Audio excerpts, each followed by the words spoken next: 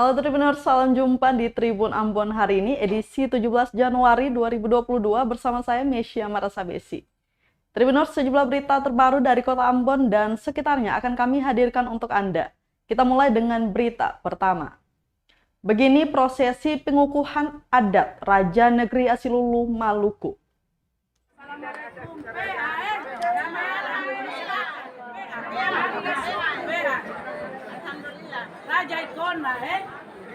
Pengukuhan adat Raja Negeri Asilulu, Maluku akhirnya berlangsung Senin 17 Januari 2022 siang. Pengukuhan adat tersebut menjadi penantian yang cukup lama setelah Upulatu atau raja sebelumnya dikukuhkan tahun 1998 silam. Tribunambon.com pun berkesempatan mengikuti prosesi pengukuhan adat Raja Negeri Asilulu yang kini diemban Muhammad Reza Pahlavi Eli. Pertama-tama Upulatu dimahkotai oleh Mama Ana di depan para tamu undangan dan para mata rumah soa. Raja didampingi para tetua adat, kemudian mendatangi Baileo negeri untuk menerima mahkota 3 susun yang berwarna emas. Selanjutnya dilakukan pemotongan seekor ayam di atas sebuah batu yang dianggap sakral sebagai pertanda keabsahan pengukuhan. Usai pemotongan ayam, Raja pun dikawal menuju masjid untuk melangsungkan ibadah sholat sunnah 2 rakaat sebagai rasa syukur kepada Allah Subhanahu wa Ta'ala. Kemudian Raja pun diboyong 2 tetua adat dari Swamoni dan lain menuju rumah batu atau rumah raja. Di dalam rumah batu, Raja dibaringkan, kemudian dibangunkan kembali oleh tetua adat dari Swamoni dan lain. Raja pun diberi makan dan minum oleh keduanya. Ini menjadi akhir dari prosesi. Pembacaan doa oleh tokoh agama setempat pun menutup prosesi pelantikan Raja Negeri Asilulu. Diketahui raja yang saat ini telah dikukuhkan adalah Muhammad Reza Pahlavi Eli yang telah mengisi kekosongan tahta Asilulu selama 16 tahun lamanya.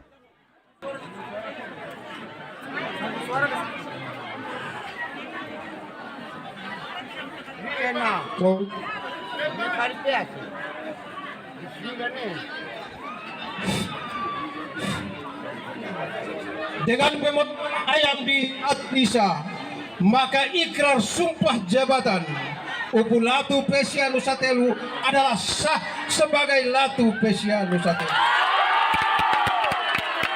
Selanjutnya Upulatu menuju Lumah Sikit Asilulu dan salat sunat.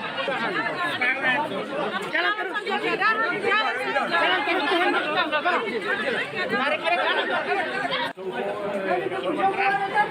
Bapak Dayat, songko itu.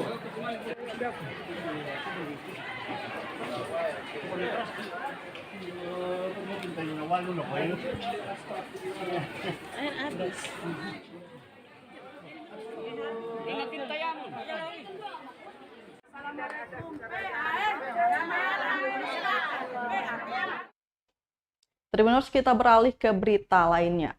1 korban tenggelam KM 3 bersaudara belum ditemukan. Operasi SAR tinggal 2 hari. 4 hari pencarian korban tenggelamnya KM 3 bersaudara atas nama Arifin Tomia hingga kini belum ditemukan. Komandan Pos Sandar Polairut Pulau Buru, Bribka Benhard Pinge mengatakan pencarian Arifin di hari keempat ini belum membuahkan hasil. Selanjutnya tim SAR mengambil inisiatif untuk kembali ke Namlea, mengingat cuaca di titik pencarian mulai memburuk, yakni di kawasan perairan Manipa dan Pulau Seram. Angin mulai bertiup kencang sehingga gelombang mulai meningkat.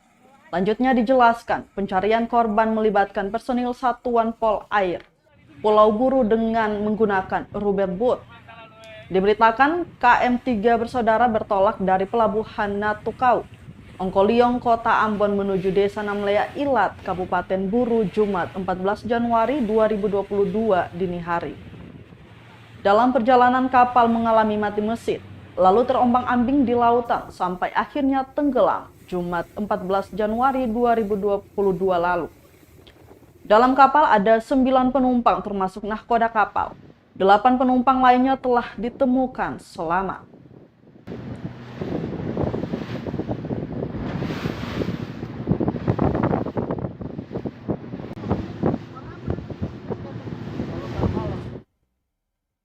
Polisi Ambon razia kasat mata, kendaraan yang tak punya surat lengkap ditahan.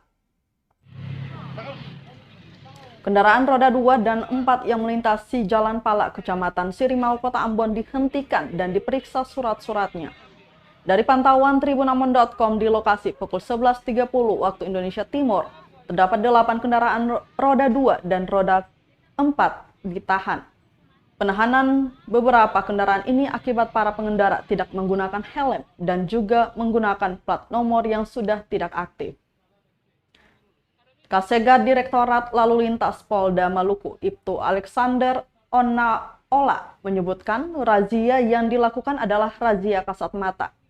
Jadi kendaraan yang melintasi jalan ini langsung diamankan dan diperiksa surat-surat kendaraannya. Razia ini dilakukan baru di 2022. Sebelumnya di tahun 2021 tidak ada razia seperti ini. Pihak kepolisian hanya mengimbau pengendara saja dan tidak ada penilangan. Razia hunting ini terus dilakukan agar para pengendara bisa tertib dalam berlalu lintas, agar mengurangi tingkat kecelakaan di jalan di Kota Ambon.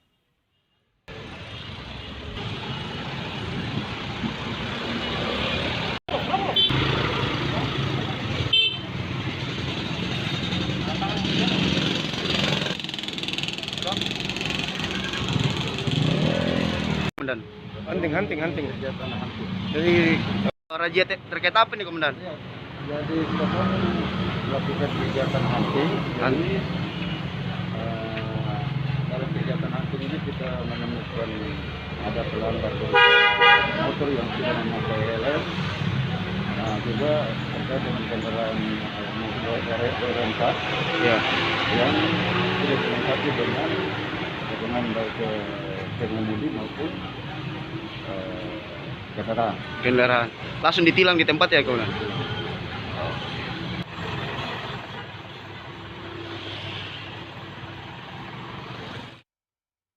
Tribuners, peletakan batu pertama revitalisasi Pasar Mardika Ambon dimulai 20 Januari 2022.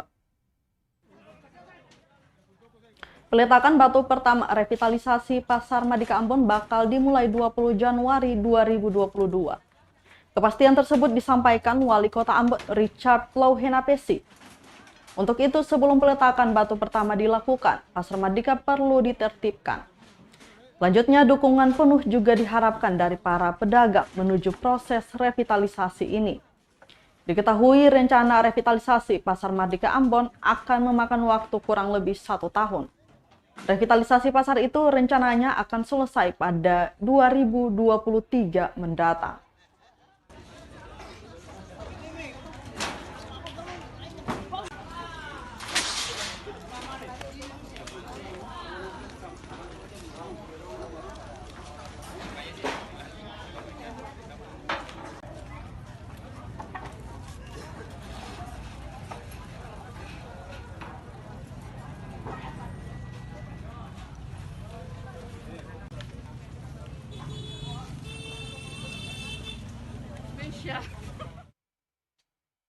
Penertiban Pasar Mardika Ambon, Satpol PP sudah diingatkan jangan kasar.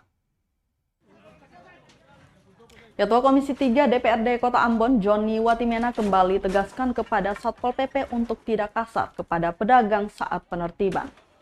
Hal ini sudah ia sampaikan saat rapat dengar pendapat bersama Satpol PP menyoal penertiban pedagang untuk revitalisasi Pasar Mardika.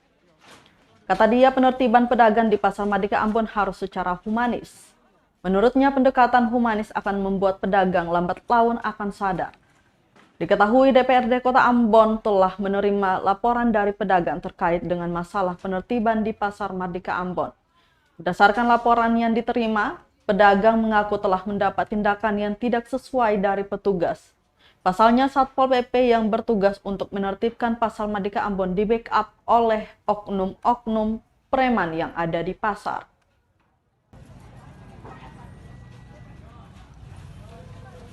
Revitalisasi Pasar Merdeka, kemudian penataan ulang kondisi para penjual di pasar. Kan itu suratnya dari Indak untuk penertiban, tetapi penertiban sendiri dilakukan oleh bersama dengan Indak dengan Satpol PP. Kemarin dalam pertemuan dengan Satpol PP yang hadir adalah Sekretaris Satpol, juga sudah kami ingatkan agar seluruh tindakan penegakan perda atau penertiban bagi masyarakat itu harus lebih humanis atau tidak perlu terlalu keras lah bagi penindakan bagi masyarakat. Yang penting kita menggunakan cara-cara yang lebih manusiawi, represif dari belakang lah. Yang penting preventif dulu supaya ada kesadaran juga dari para penjual untuk bisa diatur, bisa ditata dengan baik. Jadi DPRD memang sudah ingatkan itu untuk Satpol PP juga? Kemarin kami rapat dan sudah disampaikan. Hampir semua anggota komisi dan pimpinan komisi menyampaikan hal itu kepada Satpol PP. Ya, Pak.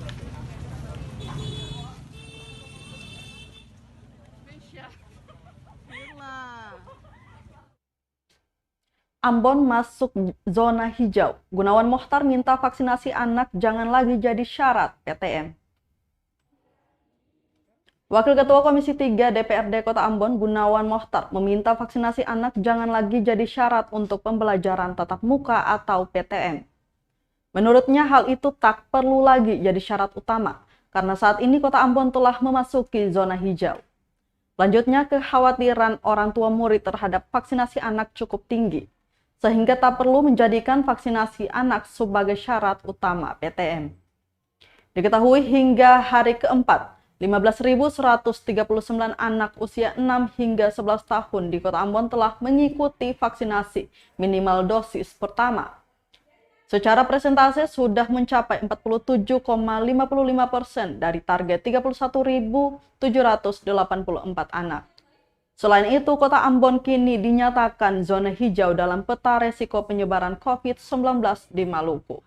Pasalnya selama sebulan penuh tidak ada yang terkonfirmasi positif dan tidak ada yang dirawat di rumah sakit. Saya meminta kepada pemerintah Kota Ambon dalam hal ini Richard Lawana Peci selaku Wali Kota Ambon supaya segera sekolah itu diaktifkan.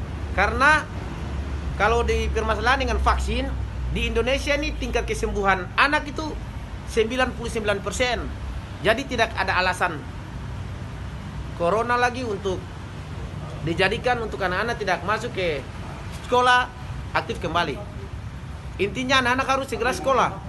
Karena generasi muda itu butuh sumber daya manusia yang cerdas. Kalau tidak sekolah anak-anak semua di rumah cuma aja main HP, main-main. Jadi generasi kita orang Maluku ini nanti, khususnya Kota Ambon ini, nanti bodoh. Apalagi Tato ini Maluku ini tingkat kemiskinan keempat di Indonesia. Jadi saya selaku orang tua murid dan anggota DPRD meminta kepada Wali Kota Ambon dalam hal ini segera memintakan kepada Kepala Dinas Pendidikan segera sekolah-sekolah diaktifkan.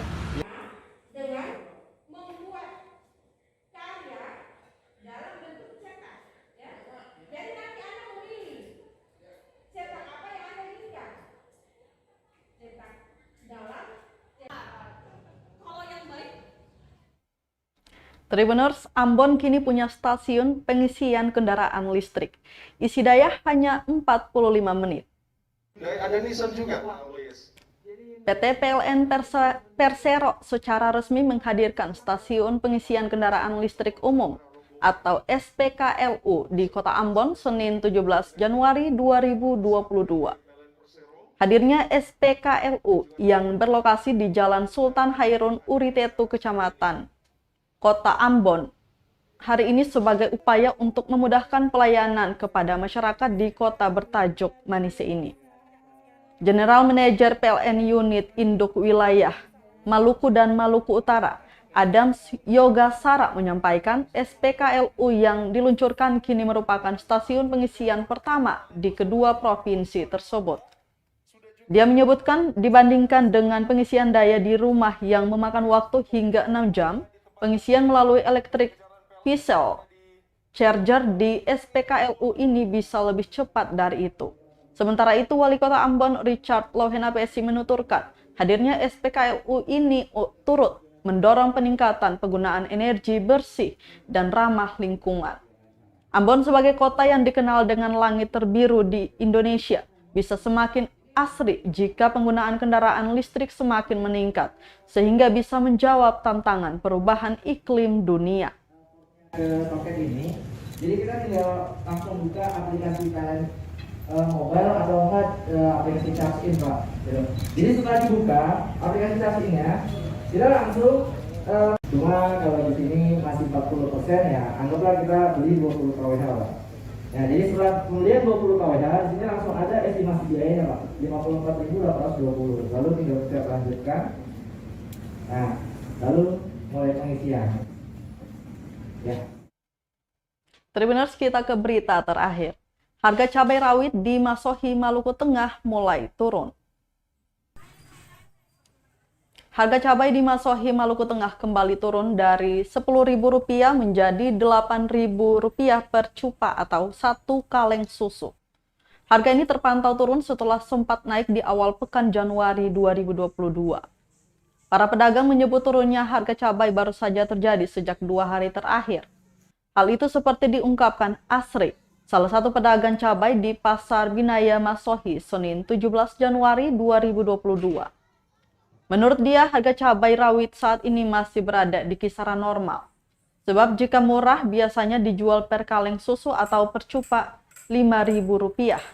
Sedangkan bila mahal bisa mencapai Rp15.000 per kalengnya.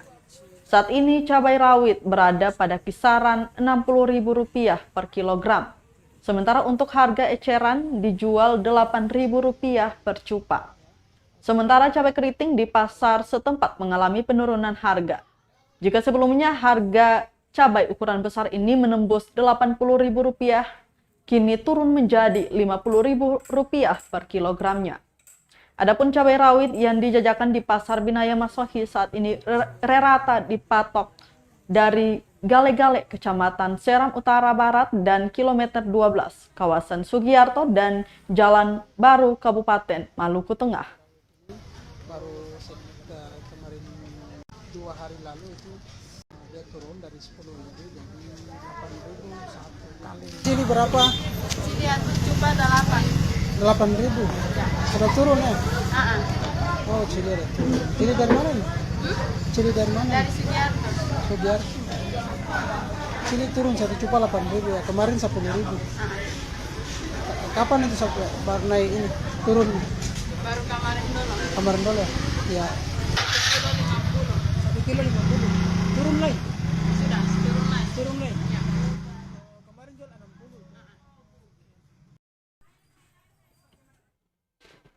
Tribuners, berita tadi sekaligus menutup perangkaian kebersamaan kita di Tribun Ambon hari ini, edisi 17 Januari 2022. Mewakili seluruh kru yang bertugas, saya Mesya Marasabesi pamit undur diri. Selamat malam dan sampai jumpa. Amato! Terima kasih sudah nonton. Jangan lupa like, subscribe, dan share ya.